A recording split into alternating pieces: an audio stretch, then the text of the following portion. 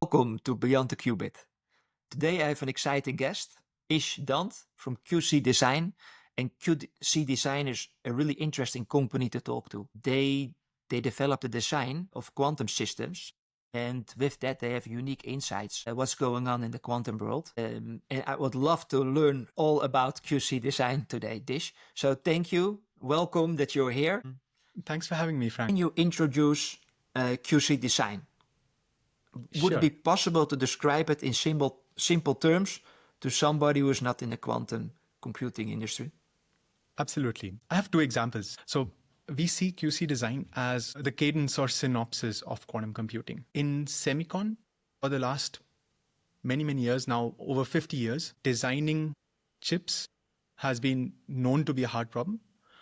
And there are companies like Cadence and Synopsys that very quietly, without the end users knowing about it, play a very important part in helping every chip maker design the best chips. Whether it was in the late 1970s, 90s, helping Sun Microsystems develop chips that are 30% smaller and faster than anything that they could build in-house, or whether it is today, where NVIDIA acknowledges that they wouldn't have been around without tools from Cadence and Synopsys. This industry of electronic design automation is essential for, or has been instrumental in getting semicon chips to where they are today. So we think of ourselves as the Cadence or Synopsys of quantum computing. That's a bit about the company. Maybe the product. I think if you're not in quantum computing or in semicon, a good way to visualize the software, we provide a software to our customers. It's design software. You can think of it as an AutoCAD for designing quantum computers. Before you go in and build, before an architect goes in and builds a house or a quantum computer, they use a tool to understand how the different parts fit together, potentially what the performance of the whole could be.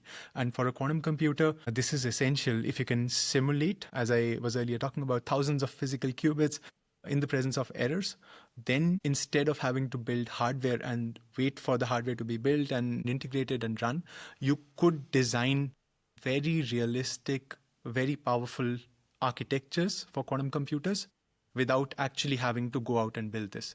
So that's a bit about the product. Okay, that sounds very interesting and also a very exciting place to be. Could you explain QC Design's mission? I think what really inspires the whole team to do what we do is to help the quantum industry get to fault-tolerant quantum computers. I guess it would be better if I take a step back and talk about fault tolerance a bit. So people talk about quantum computing as something that could be really powerful in changing the economy and the society, because quantum computers in principle can perform computations, run simulations which are otherwise impossible. They can help you design new molecules for pharmaceuticals, new batteries for electric vehicles, and so on. But these applications require you to run algorithms where you have thousands of qubits on which you would apply billions, if not hundreds of billions of gates. So that's 10 to the 9, 10 to the 11, 10 to the 12 number of gates applied one after the other on the different qubits in your quantum computer. This is not possible with today's devices. Today's quantum computers are very noisy. You apply 10 gates and they are basically, the information is basically gone. Okay, with 100, for sure, 100 gates applied one after the other, there is almost no information left in the computer. So how do we go from this, okay, today we can apply no more than 100 gates, to a situation where we need to apply these hundreds of gates billions of times, and every time you apply more gates, then more and more information is lost. So, and basically the information decays exponentially, very, very fast as you apply more gates. And the answer is fault tolerant. So, or near zero error rates. You could go to these billions of gates or hundreds of billions of gates without ruining all the information on the system. So that's where fault tolerant quantum computing comes in. That's why fault tolerant quantum computing is necessary to get the crazy transformative value of quantum computers. I do think there'll be some specific niche use cases where quantum computers might outperform classical computers earlier than building a fault-tolerant quantum computer. But fault tolerance is where the transformative power of quantum computing comes. And designing fault tolerance is incredibly hard. Designing fault-tolerant architectures is very, very hard. And our mission is to help every hardware manufacturer to be able to do this as quickly as possible so that we as humanity can get to these ultimate... Can you maybe describe your neutral position in the feedback loop? Because for me, I also invest in tower companies. And there was a company, the tower companies, they were neutral. There is no great alternative for the customers other than to assemble such a team and build it in-house. So for them, the alternative to doing this in-house is working with us. But here, as you mentioned rightly, of course, neutrality can be a concern. It happens, so neutrality can be a concern in the sense of, can they trust us firstly with their architecture IP? If they come up with a new design, can their competitors use it? So that's, of course, a concern and a valid concern. The second one is, well, their hardware has certain parameters and certain error rates and so on. Some errors are more pronounced than the others, and they want to understand the impact of these different kinds of errors on their hardware. This is not something that they want anyone to learn more about, very understandably. So I would say these kind of concerns or problems are very standard also in semicon, where an Apple might not want Samsung to know about the chip designs for the next year and so on, and vice versa. And Cadence and Synopsys and other companies have evolved to be able to work in a neutral manner with all of these customers. I think overall for these EDA tools like ours, the first thing that we ensure is that the contracts are airtight in terms of IP. All of our customers to some extent are competing with all of our other customers. So we want to make sure that no IP from one customer is ever leaked to another one. So that starts at the level of the first contract that we sign with all of our customers. It's a very, very customer friendly contract, very, very customer IP friendly contract. And the other thing which we do, which our customers appreciate a lot, and this is again coming from learning from them, is our software is on-prem. It's not hosted anywhere other than their own local devices or their own private cloud. So when they design a new architecture, they don't need to tell anyone about it, not even us. Our software, so there's no way for us to know what architectures they are designing, which makes things a lot easier for them and for us. And in terms of error models, we are very receptive to customers requesting, we would like error models of this and this type, and they're available in this academic publication. And within a matter of hours or days, we are able to put that into the software. But then when they use these error models, they choose their own parameters themselves and run it privately on their cloud and basically, or on their laptops and so on. And basically, this means that even information about what are the relevant error parameters, they don't need to tell us. So whatever we add to the software is based on customer feedback, but it is only ever from either publicly available information, which today there's lots of. All top research groups ranging from Google to Quantium to PsyQuantum, they do publish a lot about their hardware and architectures. And I think the intention for them is actually that the whole community should be able to learn from it and build on top of it. And we're able to turn hundreds of academic papers into production quality code, which then our customers can use to move faster for their architecture design. So we only take information from public materials, or we develop our own error models, our own architectures, and make it available to everyone. So we never take an error model that a customer says, and we would never make it available to any other customer. Yeah, with this, I think before working with us, or at least maybe 6 months ago, before we had customers, some customers potentially had concerns, but I think now these concerns are largely gone after working with us, as well as basically realizing that none of their IP, none of their parameters would ever reach us, and therefore they would never reach their competitor. Okay, let's take one step back. What do you want to achieve for the coming 5 years? We are in 2030 and we look back. What have you done in the coming 5 years? Somehow with our design tools, our customers have been able to build a fault-tolerant, useful, ultimate quantum computer years earlier than they would have otherwise been able to. So what does that look like in 2030? It looks like several quantum hardware companies, one or more, who are our customers, who use our tools, Placket and others, to design fault-tolerant quantum computers, who are now building and selling these ultimate computing devices to customers, and their customers are doing stuff with these quantum computers which would just have been impossible a couple of years before that. And if let's maybe go into fault tolerant quantum computers. The way I look at it is there are three ways. So I think at 100 logical qubits, the first applications are possible, but not a lot. But at 2000 logical qubits, then it could go mass market. So every serious quantum computing company today has a roadmap of getting to hundreds of logical qubits by the end of the decade, by 2030. And I do think that this is already going to start giving the first transformative applications in 2030 because the cost of these algorithms would have come down. Or at least it would be on the edge of giving us something useful. So cost of algorithms going down, cost of logical qubit per, let's say, chip, per cluster of chip. This is something where QC design, I think, directly is having an impact. And we're working on helping these customers design the best error correction codes. In terms of error correction, in the last, again, decade or so, the costs of having logical qubits per physical qubit have gone down tremendously. So one of the big things that our customers do with Placket, with our tool, is to find this overhead in the presence of realistic imperfections. So as an example, for the longest time, the lore in quantum computing, or at least in popular quantum computing, was that you need 1,000 physical qubits per logical qubit. This statement is a very specific statement. It's true for superconducting qubits that have a certain fidelity, 99.9% or so, and only a particular type of error, depolarization, if I understand correctly, acting on different parts of the circuit in specific ratios.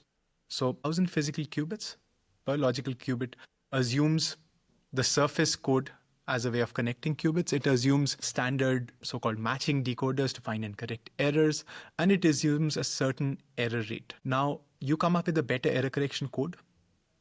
You can cut the overhead by a factor of 10, maybe in the future another factor of 10. That would be crazy. And you come up with a new way of decoding. Here you could cut the overhead by a factor of 2 or so. But of course, there's lots of engineering challenges with better decoders. Decoders are very intense classical compute problems.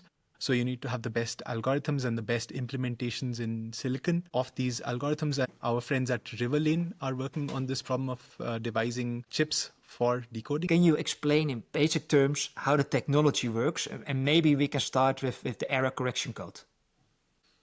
So how does error correction code, how does it work? Sure. So I think error correction and fault tolerance, this is the part where you go from noisy physical qubits, combine many of them into much less noisy logical qubits. How does it work? So the way to think about it is that in error correction, you take your physical qubits, you split it into roughly 2 parts. So I do think this is a simplified explanation, but I think it'll gives a good feel for it. I do think more advanced error correction codes won't follow it. Just the caveat, sorry about that. But the idea is that you take your quantum information and you store it across multiple data qubits. And these data qubits, if you could just measure all of these data qubits, you would know what is happening in the system. But the information is stored in such a manner that if there is an error on one of the data qubits, the other qubits can somehow correct for it. There is redundancy in the system. The other qubits know what the state was, and therefore 5/4. This going from a single bit of information to many bits which have the same information is possible with classical computing, but impossible with quantum computing because of the so-called no cloning theorem. You cannot take a qubit of information and clone it across many, many qubits. So this makes it much harder for one to basically delocalize all of the information onto data queue. Then I have another question. What I do not fully understand yet is with superconducting, it's like the qubit, each individual qubit is wired. So it's like a glass fiber to each individual qubit, or maybe 3 lines, input-output lines. With neutral atoms, ion trapped, or photonics, for photonics it can be flying qubits. And with neutral atoms, you can move the qubits. So how does that impact the error correction ratio? Or the error correction code? That's a great question. I think it impacts. So let's go with the original question. With how does that impact the error correction ratio? It impacts in 2 ways. 1, error correction code. 2, the error model and the error parameters. What do I mean? Superconducting qubits, often you have some planar connectivity. You need to wire things up. You need to have planar chips.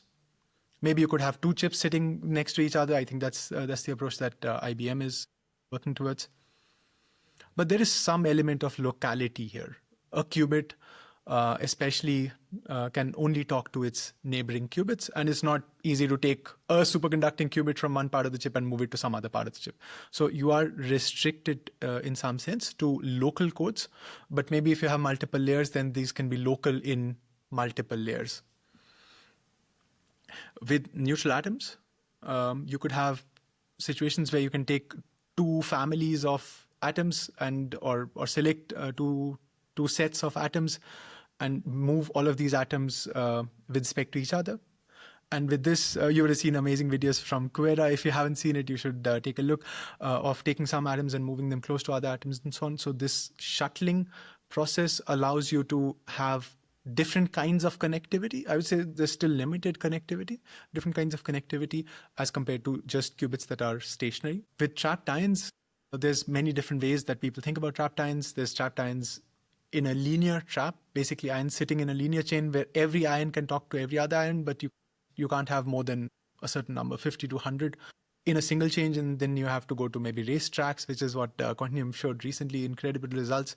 Or you need to move to a chip where atoms are basically shuttling around, moving on a chip, talking to each other, and then moving away. So you could potentially get much more connectivity for smaller traps, these linear traps for trapped ions. With photonics, there is also photonic chips. It depends upon how you're implementing it. You could potentially also have photonic chips that also does impose some sense of locality, but with photonics, you could also basically have qubits that are flying from one part of the chip to another without having much loss. So you can have much more connectivity there as well. How qubits are connected together is the error correction code. The more flexibility you have in designing your error correction code, the lower your overhead. So I think this is something which is really, really important. But then on the error correction ratio, the errors that you have, does it matter if you have a fiber connection or a wireless connection? So in the case of Q-era, they don't have a fiber connection, but they have a wireless connection if they bring it very close to each other. But in the case of superconducting, they have a fiber connection. So does that matter, or that is okay? It matters a lot. So I do want to take a step back and say that all the different hardware platforms have their own strengths, but at the same time, all of these hardware platforms don't have a fault-tolerant quantum computer yet, and people are working really hard. And I don't think there is one obvious winner on, this platform is going to win the race to fault tolerance or that. I'm not saying this because we sell to all platforms. I'm really saying this because it is so early in quantum computing to figure out. And the errors that you could get from, for example, moving atoms.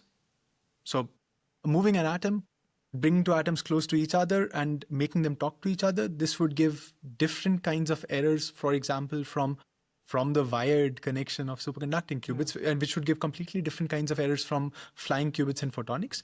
And all of these qubits, all of these kinds of errors would have completely different impacts on the overhead, how many physical qubits you need per logical qubit. I can give an example here maybe. So we spoke about the error of qubits flipping. Yeah, this is the bit flip error. Quantum computers can tolerate about 1% bit flip error. So 1% of the qubits fail in every gate. This can be tolerated. This is with the surface code. Maybe there can be better codes and so on if the noise is biased. Okay, now there are 2 kinds of other errors which are very important in hardware. One is very common in photonics, which is you lose your flying qubit, but you know that this was the qubit that was lost because the photodetector says, hey, I didn't see any photons. This qubit was lost. That is an erasure error. A quantum computer can tolerate 10% erasure error, so 10 times more than the bit flip. There is another very similar error which I mentioned earlier, which is this leakage.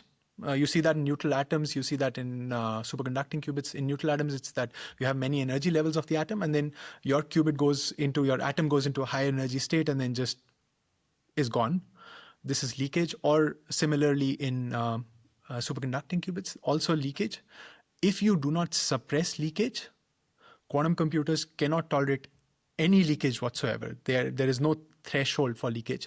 If you start to suppress leakage, you can have maybe 0.1% or closer to 0.01% tolerance to errors. So you can tolerate a lot less leakage than you can tolerate a bit flip, and you can tolerate a lot more erasures than you can tolerate a bit flip. So different platforms have such different errors, and these errors, even with the same error correction code, so all of these numbers are for the surface code. So these errors with the same error correction code can have completely different tolerances, completely different overheads. So I think the nuances in this field are very, very important. I have to say all the hardware companies are very aware of these nuances and working on improving them even further. Okay, now that's thank you. Can you explain us, so what specifically does QC design add to the error correction code? What is unique about QC design that your customers say, well, we want to work with QC design on error correction code? So I think what is really unique is the possibility for the customers to study the performance of thousands of physical qubits for any error correction code in the presence of 20 or more hardware imperfections. So this simulation problem is incredibly hard. There are open source simulators which can simulate thousands of physical qubits, but they can only do it for two kinds of errors. So bit flip and erasures, which I mentioned earlier. That's the only thing they can simulate because they're bound by the laws of physics somehow. So this is the so-called Clifford simulators. Or you could have open source simulators which can simulate 20, maybe 50 qubits if you throw a big enough machine at it, and can simulate any imperfection in the system. But our customers care about thousands of physical qubits because you could have thousands of physical qubits per logical qubit, and they care about every imperfection. So what we've built is a set of proprietary simulators, several different simulators at different levels of speed and accuracy that allow the customers to go well beyond what's out there in the open source. Things like leakage, we can simulate very, very accurately for tens of thousands of qubits. There are other imperfections such as, so for simulating leakage, we use our extended poly simulator. For simulating other kinds of imperfections, which is that if your pulse was too long or too short, this is a coherent error, very detrimental to a logical qubit. What about error decoding? Is that important for QC design?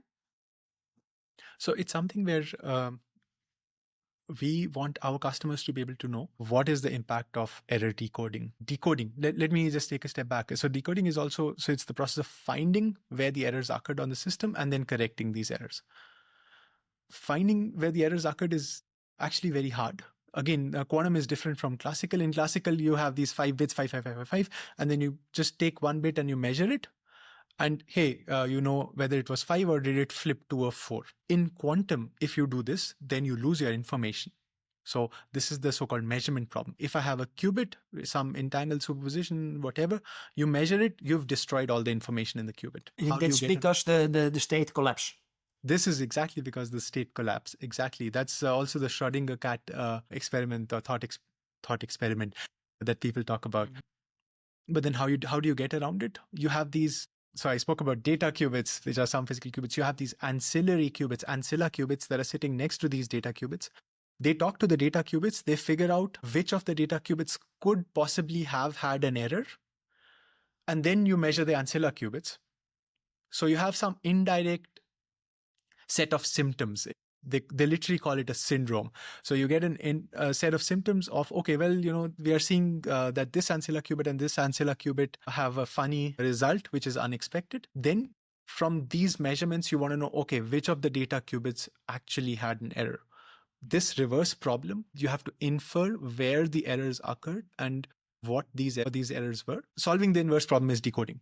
And it has to be done incredibly fast so that you don't have basically too much measurement to store, because a large-scale quantum computer will be producing more data than Netflix, all of Netflix, and you want to be able to process all of this data very quickly and then use this processed correction and apply the correction on your qubits.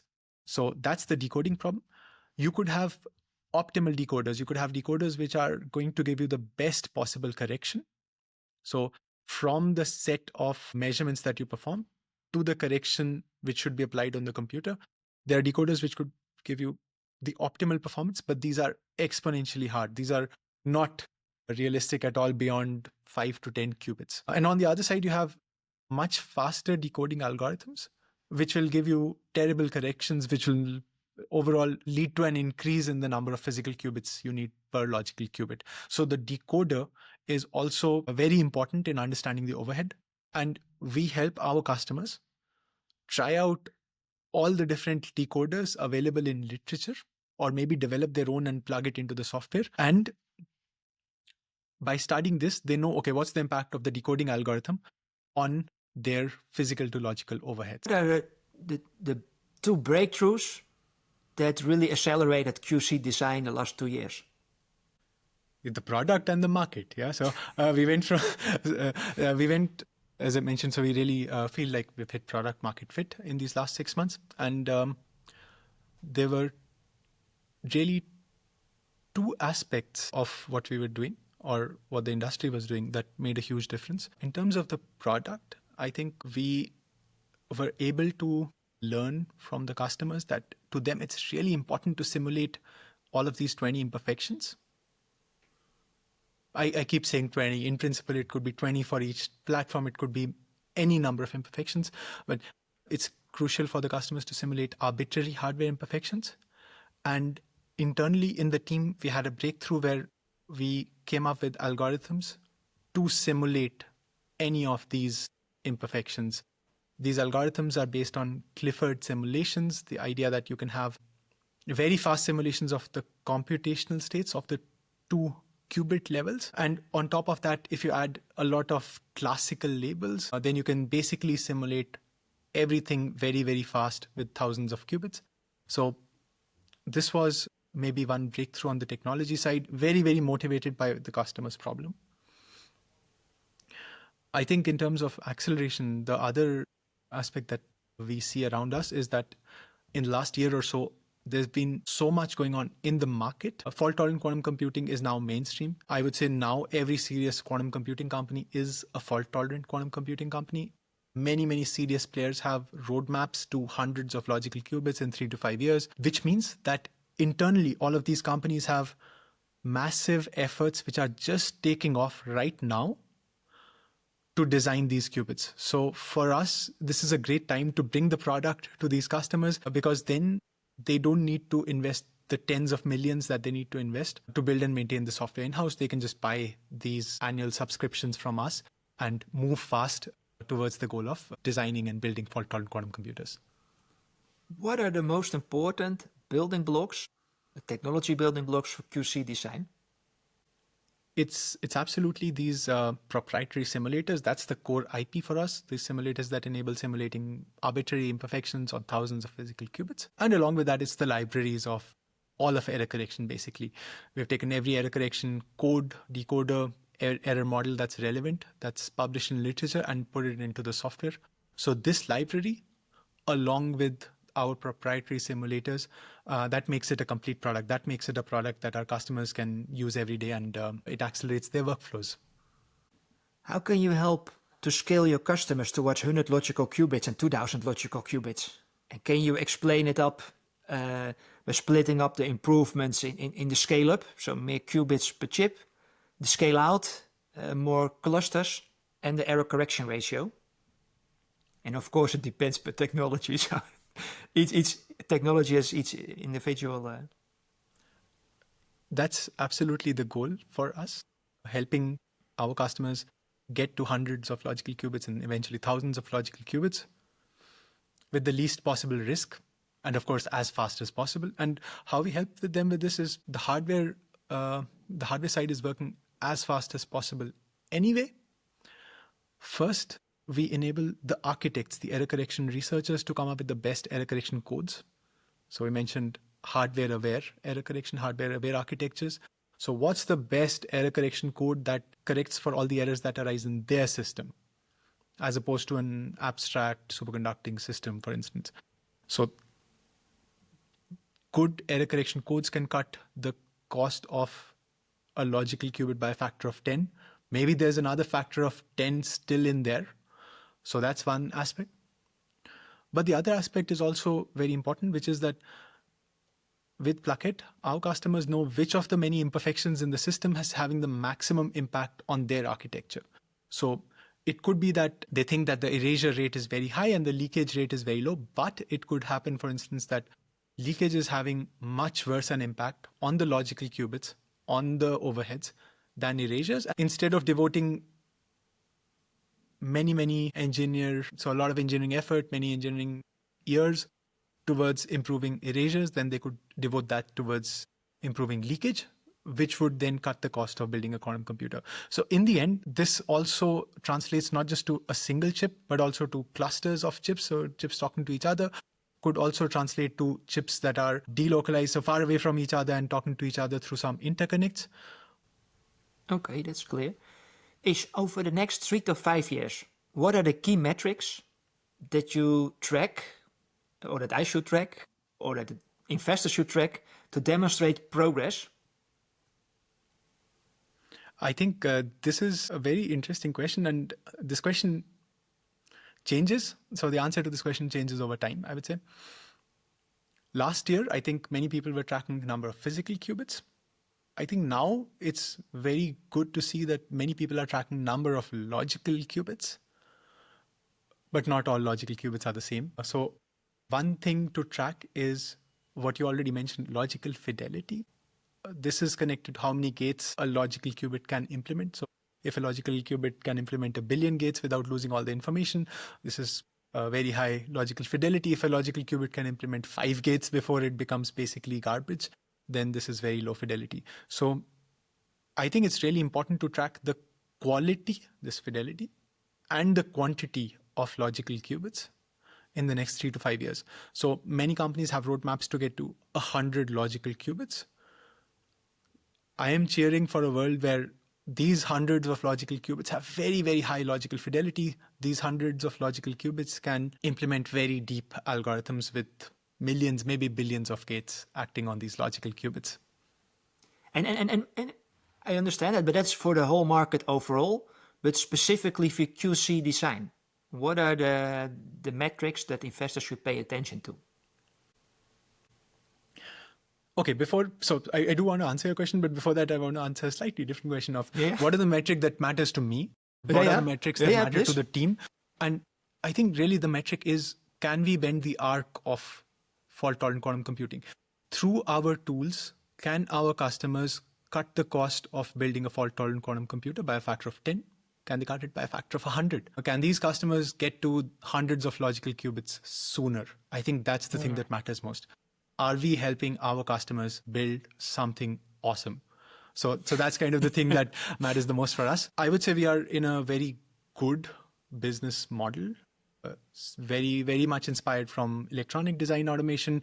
It's a very sticky business. It's a business which continues to add value to the customers, and the customers continue to work with the providers. For instance, companies like Intel, Apple, Samsung, of course, as you very well know, they are spending hundreds of millions on EDA tools, not because they couldn't do it themselves, but just it wouldn't make sense for them to do it themselves. It'd be much more expensive. So we expect that as our customers build something awesome, can get to billions of dollars of revenue from building and selling these fault-tolerant quantum computers, that a part of the value also comes to QC design. And so the investors should be tracking revenues. They should be tracking how fast our revenues are growing, and in particular, how fast quantum computing as a field is growing. Because if we continue to lead in quantum design automation, if we are able to become the cadence and synopsis of quantum computing, then we do imagine a world where a few percent of the entire quantum computing revenue could also be QC Design's revenue, just like Cadence and Synopsys and others capture 3 to 5% of semicon revenue. I think that's a very powerful metric to look at.